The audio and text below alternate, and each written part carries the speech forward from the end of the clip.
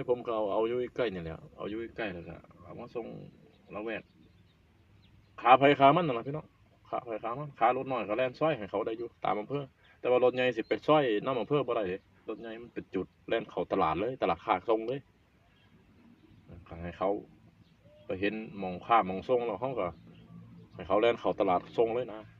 รถใหญ่นะเขาไปจอดอยู่ในร้าน2จอดคู่กันแล้วก็โทรหาขาต่างจังหวัดให้เขาไปเอาในตลาดสดเลยตลาดค้าส่งเลยนะตลาดค้าส่งผลไม้ผักนั่นน่ะก็ให้ลูกแล่นเข้าหันเลยโอ้รถใหญ่เด้สิมาแล่นซอยตามอำเภอบ่ได้รถใหญ่นะอันนี้รถน้อย3,000วินี่ข่อยยังไปลงให้ได้เขาได้อยู่คันอย่างเจ้าเดียวก็3,000วิก็แล้วเลยนะบางจุดเขาก็เอาแค่1,500ใช่นะ1,500เขาก็ต้องเอาไปส่งให้เขา2จุดนี่นะต่อคันรถน้อยคันนี้3,000วิก็แบ่งคนละครึ่งคนละ1,500 100วิแล่นได้อยู่รถน้อยนะแต่ว่ารถใหญ่สิไปแล่นซอยน้ำอำเภอนั่นอำเภอนี่เทอละ1,500เทอละพันเดียวว้ายตายน้ำมันทิ่แดกเลยนะ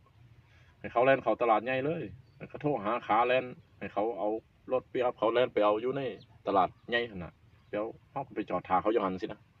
เปลี่ยนท้ายกันอยู่หั่นกำไรน้อยพี่น้องกำไรน้อยบ่ได้หลายเด้กำไรกล้วยน่ะกำไรน้อยนิดเลยมันรวยแต่โดนแล้วหาพอได้กินซื่อๆเนาะกำไรมาเฮาก็ได้พอได้ซื้อบ้านซื้อยากินซื้อข้าวซื้อน้ำกินซื่อๆบ่ได้ซื้อหยังกินแต่ละวันแล้วก็เบิดแล้วก็ไปหาใหม่สินะไปหามาจนเท่าปานนี้จักเงินอยู่ไสยังบ่เห็นเนาะหาบ่เนาะ